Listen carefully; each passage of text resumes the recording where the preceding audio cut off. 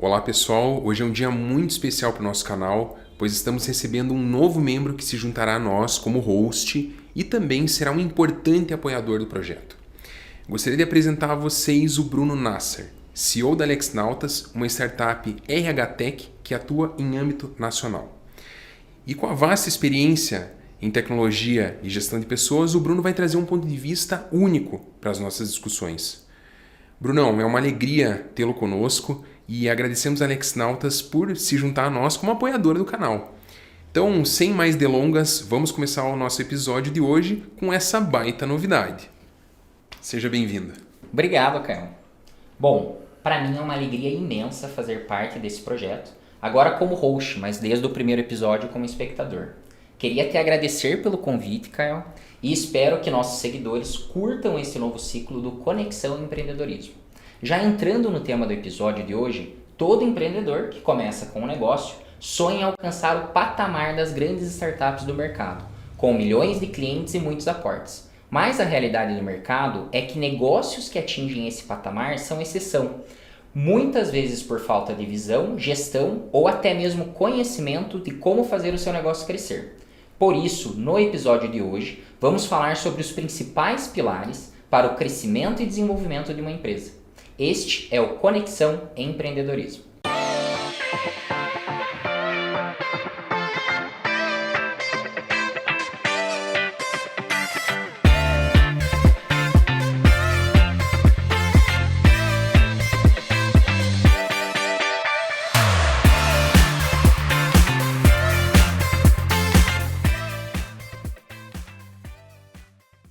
Bom, e para esse bate-papo interessante, convidamos o Guilherme Belotto. Guilherme é formado em administração, com especialização pela London School Business and Finance de Londres, é fundador e CEO da Push, fintech que oferece crédito inteligente para importadores brasileiros, também foi cofundador em outras startups e é embaixador do Crypto Club. E para quem não conhece, né, o Kael, ele é advogado, sócio do escritório Vanzin e Penteado, especialista jurídico em negócios inovadores.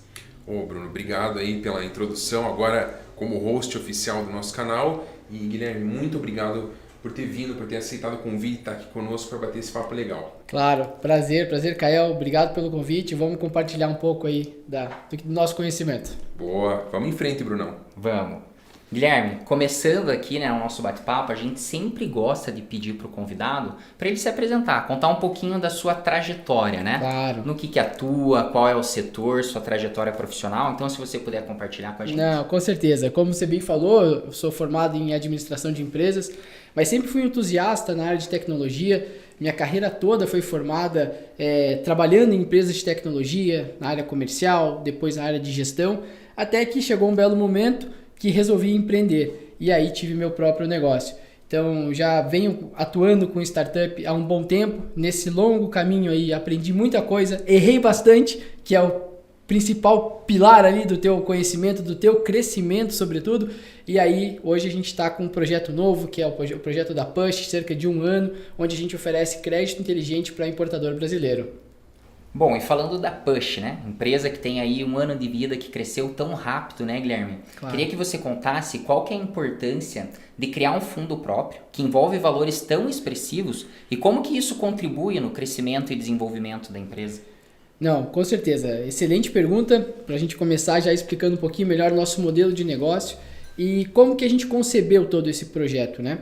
A Push nasceu para atender o mercado de importadores brasileiros. O importador brasileiro ele não tem uma linha de crédito adequada para a operação dele. Tanto que, desde o cash out, que é quando ele faz o pagamento do fornecedor dele lá fora, lá na China, até ele ter o cash in, ou seja, que é o momento que ele faz a venda e a grana volta de volta pro caixa dele, a gente está falando ali de uma janela de mais ou menos uns 8 meses.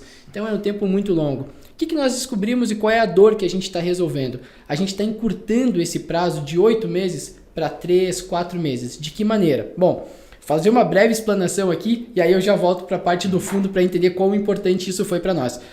No momento que a mercadoria ela chega ao Brasil, o importador ele precisa pagar todos os impostos, os fretes, o frete, né? Toda a parte que envolve o registro da mercadoria, para ela ser nacionalizada. E ela é muito cara. No Brasil, para vocês terem uma ideia, galera, esse valor chega a 40% do valor da carga. Então, se a gente está falando ali de uma mercadoria de, sei lá, R$1 milhão, o cara tem que desembolsar R$400 mil para ter uma mercadoria que já é dele. Bom, dito isso, a gente precisava de fôlego, ou seja, precisava de muito caixa para poder emprestar, enfim, fazer todo esse movimento. A gente estava começando a operar com capital próprio, eu e os meus outros sócios, tentamos, validamos a nossa tese, criamos o nosso MVP, encontramos ali o nosso Product Market Fit, então vimos que a operação ela era escalável, né? E aí então a gente começou a montar e criar o nosso próprio FDIC, que é o Fundo de Investimento em Direitos Creditórios. Então essa foi a ideia, esse fundo foi criado, começamos a operá-lo aí em início de janeiro, e a expectativa é que a gente alcance 500 milhões dentro de 2 anos.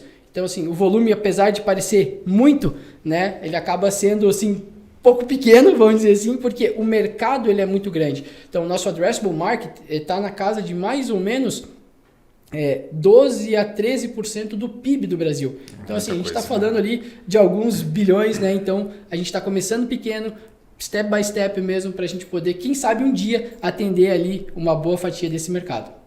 Que legal, Guilherme. Sempre quando a gente tem um empreendimento, a gente tá montando um negócio, a gente olha para recursos, né? Você falou, precisa de capital, eu preciso girar, né? Para fazer o meu negócio girar. Você testou teu MVP, agora você precisa escalar. Envolve, quanto maior o valor, né? Obviamente que mais riscos se tem, né? Para dentro dessa operação. Kael, eu queria aproveitar aqui, né, tua experiência que você tem atendendo startups de diversos segmentos, também muitas fintechs, para você falar assim do que você tem visto da tua experiência e o que você, né, quanto profissional acha que são os principais cuidados jurídicos do processo de captação desses valores e aportes, né? Legal. Bom, galera, o Guilherme deve saber, porque enfim, não é empreendedor de ontem, é um cara que tem uma bagagem enorme, que a parte jurídica, ela, por muitas vezes, ela é deixada de lado, né? Não é vista como um investimento. Então, acaba que o empreendedor começa a operar, né? Investe em outros pontos ali, em plataforma, em recursos ali para fazer venda, enfim, para desenvolver o seu projeto, mas acaba deixando de lado a parte jurídica. E daí surgem passivos, né? Desde a parte societária, que querendo ou não é a raiz, né, do projeto, porque enfim é a força motriz, né, os 2 sócios ou mais sócios engajando forças para desenvolver o projeto. Então, se isso não estiver bem documentado, com certeza, acaba, enfim, ruindo no primeiro conflito. E a gente sempre brinca aqui para os nossos clientes, né, para os nossos amigos também, que sociedade é que nem um casamento. Só que talvez seja um pouquinho pior, porque só se fala em negócio, dinheiro, enfim. Então tem que estar muito bem documentado isso. Com certeza. Então a raiz de tudo, eu acho que seria um bom foundation, né? Preparar bem a parte societária, para daí depois você pensar, por exemplo, na estruturação contratual da tua empresa, né? Então quando você vai, enfim, oferecer o teu serviço para um cliente, a gente até brinca que existe hoje a parte do onboarding do cliente. Sim. Então você tem que ter uma estrutura contratual que facilite, que não gere tanto atrito, porque isso faz a diferença comercial na hora de você fechar um contrato. Com certeza. E eu tenho certeza que o Guilherme vive essa dor aqui, né? Ou esse desafio de tentar deixar mais fluido esse caminho, então é um ponto bem importante. E sob o ponto de vista da captação de recurso, né, a gente tem N formas de viabilizar isso, né? Como a gente está falando de FDIC aqui, tem uma série de regulamentos que devem ser observados, né, por ser um tipo de veículo que é regulamentado, né, por órgãos reguladores, então você tem que tomar esse cuidado. Então não é só a lei, são os vários regulamentos que esse próprio órgão coloca que você tem que cumprir. E além disso, o contrato ele vai vir do investidor, ou enfim, de quem está aportando, via de regra é assim, e tem que ser avaliado todos os prós e contras, os reflexos futuros de cada cláusula. A gente sabe disso e nós gostamos de apontar para o nosso cliente os red flags. Então, o que é prática de mercado, o que não é prática de mercado, para que daí o empreendedor possa tomar decisão. O advogado ele não toma decisão, ele aponta os reflexos jurídicos futuros daquele negócio. O que vai impactar na vida do sócio, o que vai impactar na vida da empresa. Então, a gente sempre costuma fazer isso. Então, acredito que dentro do que eu expliquei aqui rapidamente do que seriam os cuidados jurídicos, acho que vale a pena se atentar para esses itens. Bem legal. Quando a gente fala de crescimento, né? Então o empreendedor ele começa a sua startup, ele tem um negócio, né? Começa a já pensar às vezes em capital, em como, do que ele precisa, né? Para fazer a empresa girar, mas obviamente que só recurso financeiro, só dinheiro não faz diferença, né? Por si só, não é sozinho que isso vai fazer o negócio crescer, né? Então eu queria que você contasse, Guilherme, o que você vê assim de quais são as melhores estratégias pro crescimento do negócio em si, né? No que o empreendedor precisa focar, né? Claro, com certeza. Aproveitando até o gancho do que o Kael colocou, muito importante para quem está empreendendo agora, quer começar um empreendimento, começar seu próprio negócio, sua startup, é preciso sim ter um counselor ali, um advisor do lado, principalmente na parte jurídica, porque isso traz uma tranquilidade lá na frente. Quando, vamos dizer, quando o bolo é pequeno, ninguém dá bola se ele tá ali. Agora, se o bolo cresce, todo mundo vai querer uma fatia. E se isso não estiver bem documentado, bem escrito, lá na frente vai ter dor de cabeça. Falando sobre a questão de metodologia, né, do que se usar para escalar o seu negócio, qual é a melhor prática para se usar, enfim, existem diversas metodologias, diversos KPIs, indicadores que você pode analisar. Mas tem ali os que são mais comuns, que eu não vou nem entrar porque o pessoal de casa já deve estar mais do que acostumado de ouvi-los, né? Mas eu vou citar aqui algumas coisas que são importantes para quem quer empreender, para quem quer desenvolver o seu negócio, que é a leitura. Eu acho que é fundamental para quem quer começar um negócio, para quem quer aprender um pouco mais sobre essas metodologias, que não buscar aqueles conteúdos pincelados na internet, ler um pedacinho de um blog aqui, um pedacinho de um texto ali, mas buscar uma literatura de verdade, que vai te dar uma bagagem, um embasamento, para que você possa de verdade discutir com profundidade o tema que você quer implementar na sua empresa. Afinal de contas, é a sua empresa. Falando um pouco aqui da Push, o que a gente fez, né? A gente começa, claro, quando você parte de um princípio de um negócio, a gente olha e diz, olha, que tipo de problema que eu quero resolver? O que eu quero resolver? Onde que está a dor e de quem que está a dor? O co-founder da PayPal, ele escreveu um livro que é bem interessante, chama Peter, esqueci o sobrenome dele, mas chama de 0 a 1. Então, assim, ele fala muito sobre essa questão de que o próximo Mark Zuckerberg, por exemplo, não vai ser um cara que vai desenvolver uma rede social. Ou o próximo Larry Page não vai ser o cara que vai desenvolver um novo buscador, né? Essas coisas já existem. Então ele parte do princípio que observar o mercado, você buscar uma estratégia, né? Que é isso que a gente está comentando. Buscar resolver uma dor, isso sim vai perpetuar o teu negócio e vai te levar a, quem sabe, ter um monopólio de uma nova área, né? Na Push, como que a gente criou tudo isso, né? Então, basicamente, quando você busca o teu Product Market Fit, que é nada mais do que você ter uma persona, que é para quem você vai resolver o problema, você ter um canal de vendas super importante, de que maneira que você vende, se é SaaS, se é um FII anual, se é um FII mensal, você ter também um produto, obviamente, então você precisa saber, e uma fonte de lead. Se você tiver esses 4 elementos, se você encontrar o que resolver, para quem vender, com qual produto, e você ter uma fonte de leads, cara, você já tem ali um bom caminho para começar o seu negócio, há uma chance de ele dar certo. Diria que 20% a 30%. O resto do caminho ainda continua sendo bastante longo. Mas esse é o primeiro método. E o segundo, claro, é você buscar analisar os indicadores da tua operação. Então, para quem está começando agora, galera, foca num CRM, foca no gerador de leads. Existem diversas plataformas no mercado que geram leads. Tem o CRM para você acompanhar. Acompanhe os indicadores. Para quem está começando vendas, cara, importantíssimo você ter o teu camisa 9, que vai ser aquele cara de confiança, para que depois, quando o teu time cresça, você possa confiar nele, saber que ele está ouvindo as ligações que os seus SDRs estão fazendo, acompanhar as campanhas de marketing, de inbound, seja ela inbound ou outbound. Ou seja, eu acho que esses são ali os principais pilares. Isso que eu fiz, não digo que é certo ou não, não é uma receita de sucesso nem nada, mas é o que eu foco é literatura, buscar conteúdo de verdade e aí a partir disso você desenvolver tua própria maneira de gestão, que eu acho que esse também é um ponto importante. Bem legal, Guilherme. Você falou da literatura, dos livros, né? Ali você tem a oportunidade de, às vezes, 20 anos de experiência que o autor teve, né? Porque muitas vezes são autores que passaram, que empreenderam, ou às vezes estão em consultoria, que eles trazem uma gama de conhecimento e de aprendizado e que está acessível para todo mundo, né? Você vai numa livraria, você compra, né? Kindle, enfim, você consegue consumir esse conteúdo online, bem bacana. Caio, aproveitando, eu queria que você me dissesse como que o jurídico contribui, né, nesse crescimento, nessa fase inicial. Eu acho que o jurídico, existe o jurídico estratégico, que hoje em dia o pessoal fala, mas na verdade é assim, galera. O jurídico ele tem que ser um diferencial comercial para o seu cliente. Sem dúvida. Isso a gente fala muito para os nossos clientes, porque assim, não, beleza, vamos revisar um contrato aqui e tal.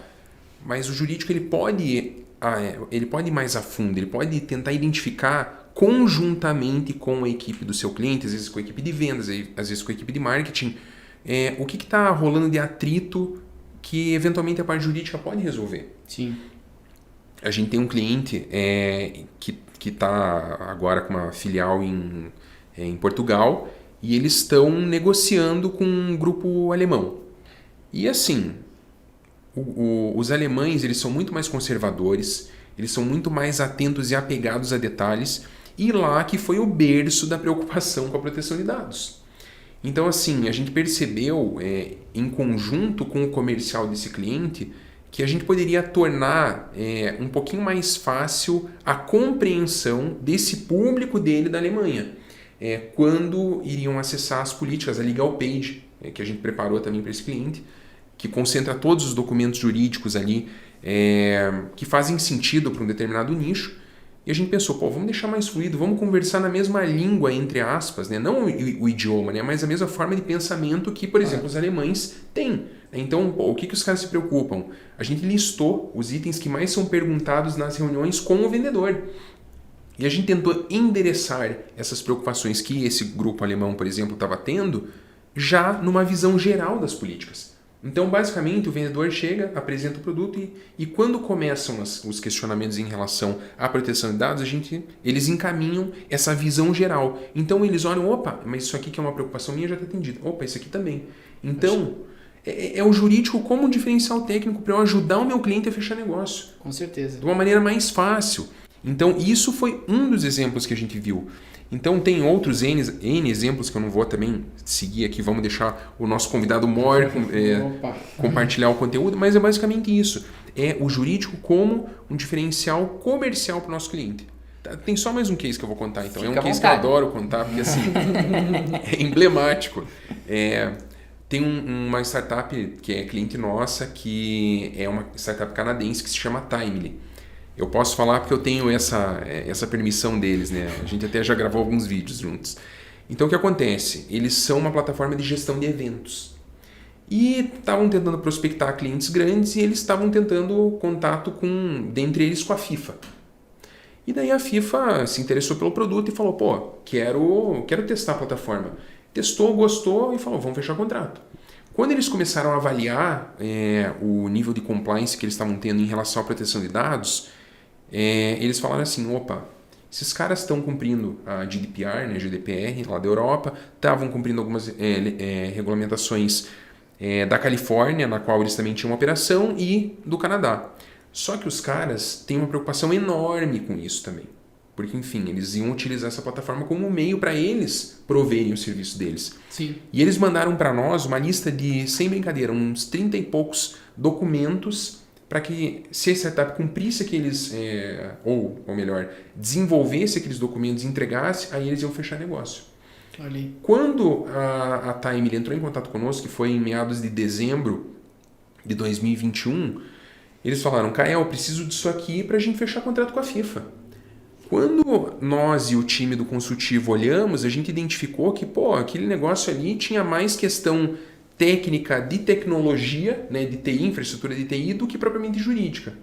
Mas o que a gente fez? A gente tem uma equipe de desenvolvedor aqui no escritório, a gente chamou os caras, chamou os desenvolvedores da Timely, a gente entendeu que, na verdade, aquilo estava muito mais focado na parte de tecnologia e não jurídica, mas a gente ajudou e construiu a várias mãos, entregamos e a FIFA contratou os caras. Olha aí. Fantástico. Então veja, é o jurídico como um meio para ajudar o cliente a fechar negócio. Eu acho que é isso. Esse é o grande papel, se for para a gente olhar com esse viés para os serviços jurídicos no geral. Massa. Nesse caso, o cliente, né, desse teu cliente, ele mesmo exigiu, né, esse rol de documentação, acionou o jurídico, resolveu e fechou o contrato. Muitas vezes até os empreendedores ficam muito focados, o que é importante, a startup para crescer ela precisa vender, isso, né? Ela precisa de cliente, então esse é o foco, é aqui que o empreendedor vai direcionar e colocar a sua força. É a lista de leads que o Guilherme falou, perfeito, né? Perfeito, mas o que muitas vezes não se percebe? Que as questões legais estão inseridas no processo de venda, né? Com certeza. Cara, você tem ali, às vezes, se você é uma plataforma, você tem os termos e tal, e muitas vezes você pode não conseguir fechar um contrato com o teu cliente porque não está fluido, né? Tu quer saber onde que pega, Bruno? Quando você é uma startup, você ainda é pequeno, eu sei disso porque é uma experiência também, compartilhar com vocês aqui.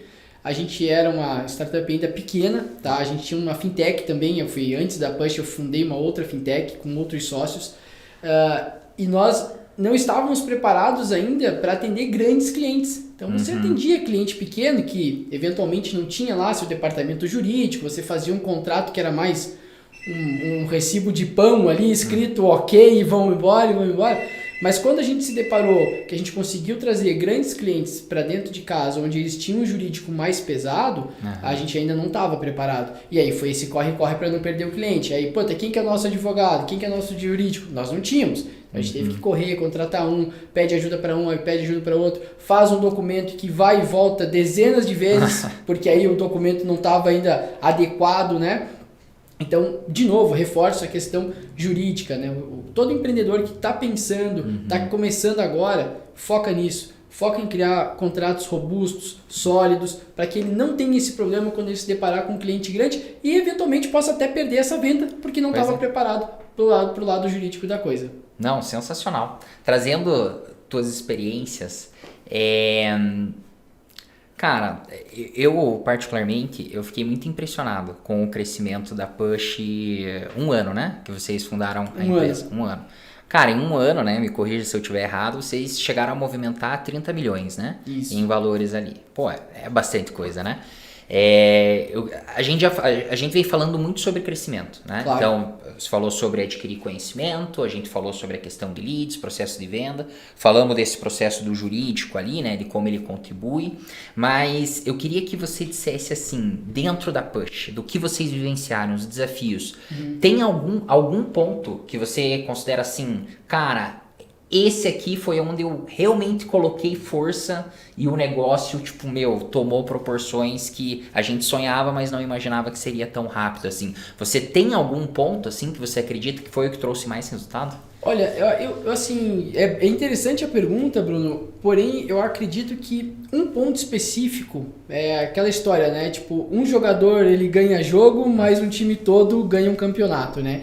Então, assim, eu acredito que um ponto específico não houve, né? Mas um conjunto de fatores somados fizeram com que a gente tivesse esse crescimento. Eu acredito, assim, que nós conseguimos encontrar uma maneira única de se fazer esse tipo de negócio, que no Brasil ainda não existe, tá? Então, a gente levou bastante tempo para desenvolver a plataforma, então tem uma inteligência muito pesada por trás que analisa os dados do importador, a frequência com que ele importa, tipo de mercadoria, valor e outras dezenas de informações que são levadas em consideração e também um motor de crédito junto, né? Todos esses fatores fizeram com que a gente olhasse para um mercado que é carente. Então, um mercado carente de crédito, carente de atendimento. A volatilidade do mercado internacional, também dentro aqui dentro do nosso país, também prejudica muito o importador, porque a oscilação do dólar, a oscilação no frete internacional, para vocês terem uma ideia, ano passado, ou em época de Covid, o dólar, o frete China-Brasil chegou a bater 12 mil dólares. Hoje está na casa ali de 1.500, 2 mil dólares. Então ele oscilou muito naquela época. Nossa. E o capital de giro do importador não consegue acompanhar essa oscilação, tá? A gente está falando ali, nossos ICPs, né, que é o nosso cliente ideal, a gente está falando de pequeno e médio, nem sempre ele tem linhas de crédito tão grandes, né, assim, que possam acompanhar isso. E aí a gente traz uma linha de crédito que não torna, que é fácil de ser contratada, rápida, ele tem uma metodologia, um modelo de negócio totalmente diferente do que tem no mercado hoje. E o importador é super bem assistido por nós, então isso fez com que a empresa de fato conseguisse crescer e girasse tanto, né? Isso aí não é profit, isso nem é revenue, nada. Isso aí foi o que foi movimentado, valores de fato emprestados. A gente fica muito feliz porque a gente de certa forma consegue contribuir com o crescimento do negócio dos importadores brasileiros. A gente sabe quão difícil é para o importador brasileiro competir dentro do mercado nacional por conta de custos, de preço, e é uma forma de a gente tentar ajudar, de certo modo, a economia do país também. Bem legal. Teve a ver bastante com timing também, o momento que se estava vivendo, assim, né? Enfim, do país, economia global, acho que influencia bastante também, né? Sem dúvida, sem dúvida. E assim, de novo, né? Para o importador brasileiro, essas incertezas de macroeconomias, tem uma guerra ocorrendo na Rússia, na Ucrânia, desregula todos os preços de várias commodities por aí. Aí tem que importar mais, tem que importar menos, tem que importar daqui, tem que importar de lá. Então, assim, acaba prejudicando bastante, né, o importador. Até mesmo as próprias incertezas políticas econômicas do país, do Brasil. A gente sabe que o país sofre com essas incertezas, independente de quem esteja no poder, há sim bastante incerteza, né? Então a gente acaba, de certa forma, contribuindo e ajudando a economia, né? Bem legal. Até aproveitando o gancho, o nosso slogan é We Grow Together, né? Então, assim, quanto mais o importador cresce, mais eu cresço também. Então, acho que esse é o principal motor aí que faz com que a gente continue sonhando grande para poder ajudar essa galera. Fantástico. Crescer rápido é o sonho de qualquer empreendedor, né? Quero empreender e quero crescer rápido também. Mas, obviamente, que tem muitos desafios, né? Com certeza, Queria que você falasse, Caio, dos desafios para uma empresa que cresce muito rápido e que não teve um planejamento jurídico. Então, gerou risco para o negócio. Dentro da tua experiência, você consegue compartilhar algumas situações que você viu, assim, que foi por falta dessa atenção no setor jurídico ali, que gerou riscos? Sim, e eu digo mais, né? Não é só no setor jurídico, né? Eu acho que o planejamento é fundamental. O Guilherme falou muito bem sobre isso, né? Então tem que ter esse estudo, esse planejamento, esse foundation, né? Essa fundação para você dar o suporte para o teu crescimento. Então, os caras estruturaram um FDIC, aí, um troço bem robusto, então estão começando corretamente. Então, um case rápido aqui teve, e que é muito comum, viu, pessoal? Um cliente nosso começou também uma startup, early stage e tal, começou a fechar contrato com fornecedores, com parceiros, com colaboradores, fecharam vários contratos de vesting, diversos contratos de vesting, captaram um investimento anjo, só que tudo verbal, né? Tudo ou formalizando de uma forma muito precária. E daí foram seguindo, lógico, desenvolvendo o projeto, legal, tudo bacana. Porém, chegou um grande momento lá que eles estavam já numa fase de growth e receberam um baita de um aporte de um grupo de investidor mais sério, já mais estruturado, que fez uma due diligence bem pesada. E daí o que aconteceu? Identificou N questões, desde societárias a contratuais, contrato com cliente, vários modelos de contrato fechado com cliente. Então, para fazer a gestão dos contratos era uma loucura, porque cada cliente que pedia uma vírgula era alterado.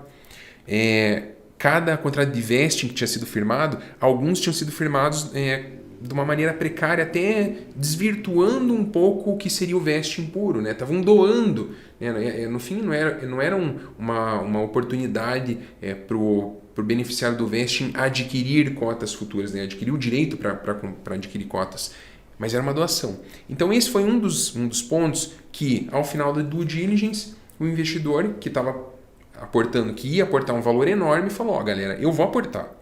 Só que tem muita coisa aqui que são condições precedentes que vocês têm que cumprir para a gente efetivar realmente o contrato. Então, eles assinaram, teve a etapa do signing, mas o closing efetivamente, que as pessoas às vezes confundem. Pô, assinei o contrato e ganhei dinheiro. Não. Né? Tem a etapa do signing, assinou, beleza, só que você tem as condições que você tem que cumprir para daí chegar no closing, onde você vai receber efetivamente o aporte. Então, qual que é a grande questão? A gente ficou em conjunto com eles, né, 6 meses para regularizar a casa. E o problema não foi nem jurídico só, foi contábil também. Porque muitas questões que tinham sido negociadas tinham sido colocadas de forma incorreta na contabilidade, porque também não foi adaptado, assim, não foi pega não foi contratada uma contabilidade robusta, que entendia da operação mais inovadora desse nosso cliente. Então, até acertar os ponteiros, 6 meses. E o que é 6 meses sem receber o investimento? Dependendo do runway, né? Exato. Quanto tempo dura o caixa, 6 meses acaba um sonho. É fatal, né? É fatal. Às vezes, um plano de negócio que os caras tinham estruturado e justamente pediram esse investimento para dar continuidade e acelerar, não conseguiram, por conta dessas questões. Então, eu acho que essa estruturação, esse cuidado que tem que ter, não só com a parte jurídica, com a parte contábil, com a equipe como um todo, eu acho que é essencial para você crescer sustentável. Sim. Esse é o ponto. Então, acho que é mais ou menos essa linha. Achei bacana que você trouxe assim, não é assinar o contrato ali de investimento que o dinheiro vai entrar, né? Eu antigamente estava acostumado a assistir Shark Tank, né? Assistia lá, pô, o cara melhor. Não, amanhã o dinheiro tá na conta, né? Não é bem assim, né? Não mesmo. Tem bastante etapa, né? Pra cobrir, exato. Bom, nome do nosso canal aqui, Conexão Empreendedorismo, né? Eu vou falar de um tema aqui que é bem confortável pro Kael, ele é mestre nisso, questão de networking e tal. Tô sempre pegando. Ele é bom, ele é fera. Bom. Eu tô sempre pegando mentoria com ele aqui. É óbvio, né? Principalmente quando você tá não no começo, mas assim, em qualquer fase que você tiver do teu negócio, você não vai construir nada sozinho, né? Então, começa por aí. Ainda mais no começo, quando os recursos são escassos, então você não consegue trazer, né, muita gente para dentro, você precisa, obviamente, fazer jus, né? Utilizar a tua rede que você construiu, então né? Imagino que seja importante. Eu queria que você contasse um pouco, Guilherme, como que você vê, né, a questão das conexões que gera e o networking, se ele contribui ou não para o crescimento da empresa, né? Sim. Não, é interessante a gente entrar nesse tema, discutir a importância do networking, porque de fato, né, a gente tem que construir boas relações, né, porque elas abrem portas, querendo ou não, você vai ter abrir portas quando você tem boas relações. Eu e o Kael já somos amigos aí há muitos anos e a gente sabe como a troca, até mesmo entre nós aqui, de conhecidos, de indicação de negócio e, enfim, tudo mais que permeia ali a nossa amizade, foi frutífera, né? Então, eu acredito muito nisso, na questão do networking. Gosto de participar, não é à toa que estou aqui, né? Convite de vocês, mais uma vez, obrigado. E tenho por hábito fazer algo que, assim, às vezes me ajuda. Até, na verdade, foi uma mentoria que eu fiz no ano passado, há 2 anos atrás, mais ou menos. Eu estava ali entrando um pouco nesse papel mais de CEO, né? Então, a gente sabe da posição que às vezes você ocupa, enfim, como precisa desenvolver alguns skills. E algo que eu tenho por hábito, que eu aprendi com essa mentora, é você manter uma agenda basicamente de você trocar mensagem com pessoas que você não conversa no dia a dia, né? Então, acho que isso é importante, é saudável e é mais engraçado quando você mantém uma agenda. Por exemplo, eu tenho ali que a cada 20 dias eu pego uma lista de pessoas no meu LinkedIn, ou seja, do meu e-mail, enfim, das minhas outras redes sociais, e eu dou um alô, pergunto como é que tá, conto um pouco das nossas conquistas, de como que a gente tem ido, e ali pode sair alguma coisa interessante para ambos os lados. Então eu mantenho esse hábito que ele é super saudável, não te toma mais do que 30, 40 minutos durante o teu dia, isso aí a cada 20 dias, ou seja, é nada, e eu já colhi bons frutos aí por ter esse bom hábito de manter o meu networking sempre atualizado. Que legal, fantástico. Bom, a gente já está chegando no final, né, do nosso episódio, né? Por mim, eu ficava aqui mais algumas horas extraindo esse conhecimento do fera, Guilherme. Aqui também, né? Não, é sorte que é água, né? Porque se for assim, eu sempre faço essa brincadeirinha boba. Se fosse cerveja ou vinho, era a noite inteira. Com certeza. Mas a gente coloca água para não ficar muito longo o vídeo. Já deve estar um pouco, mas é que o papo é bom, né? A gente se perde, né, no horário. Mas enfim, Com queria certeza. agradecer aí pela participação do Guilherme. Foi muito bacana, né? Você estar junto com a gente, compartilhar a tua Obrigado. experiência.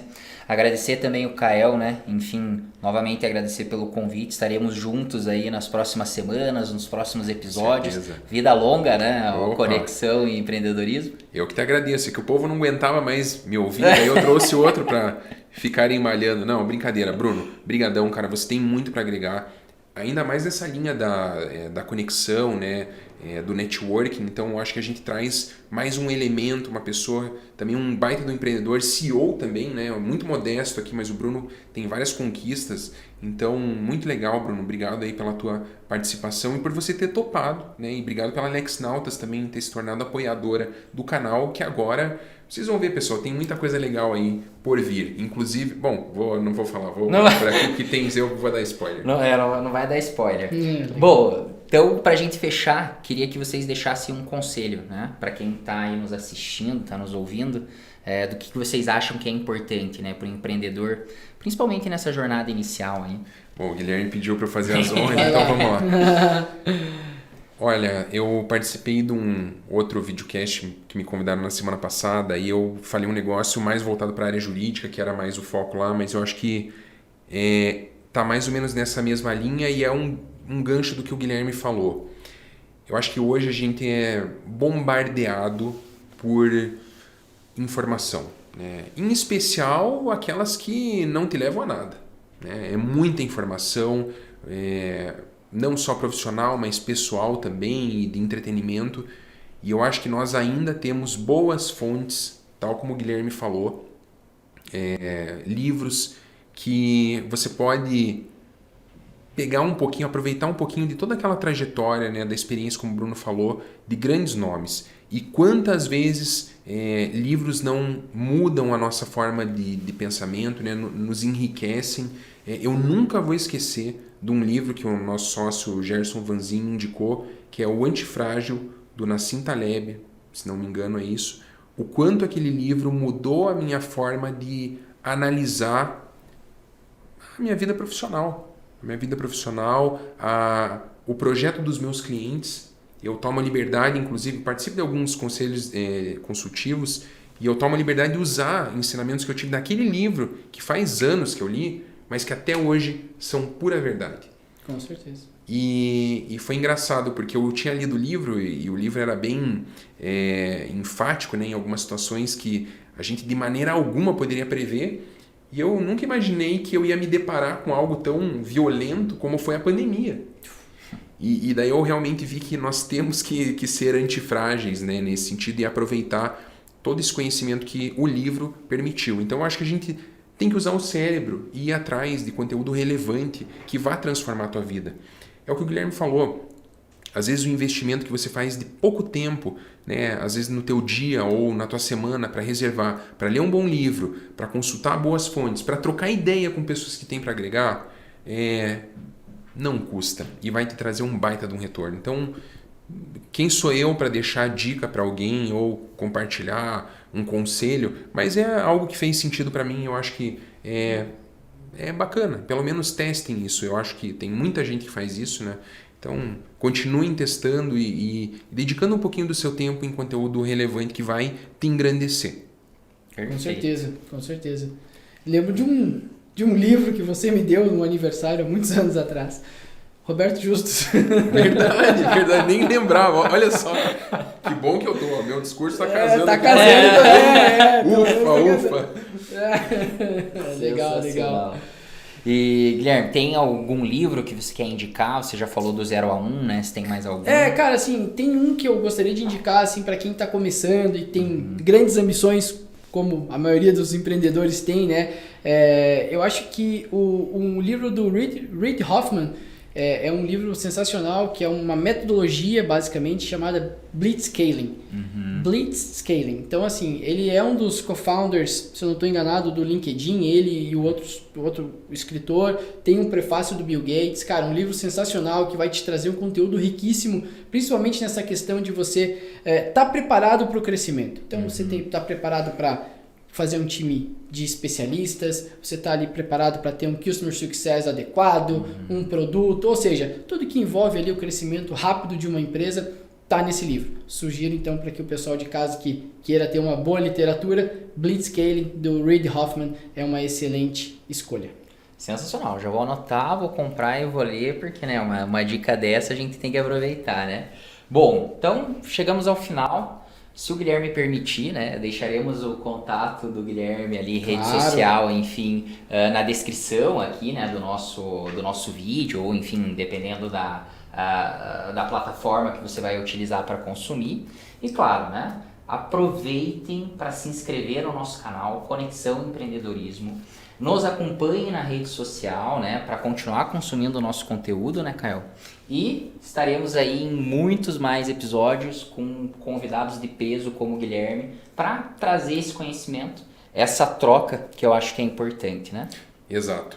Pessoal, o objetivo do nosso canal é esse, é trazer empreendedores para que façam conexões aqui conosco, para que se conectem com vocês e para trazer experiência. O Guilherme falou, às vezes é muito mais relevante compartilhar os obstáculos, os desafios diários que nós temos do que as conquistas, né? Então, eu acho que a gente tenta fazer muito isso aqui, com muita humildade que a gente traz no nosso conteúdo, e eu espero que você que esteja nos assistindo tenha aprendido algo conosco aqui. Então, foi um prazer. Guilherme, muito obrigado. Obrigado. Bruno, valeu e nos vemos na próxima. Até lá.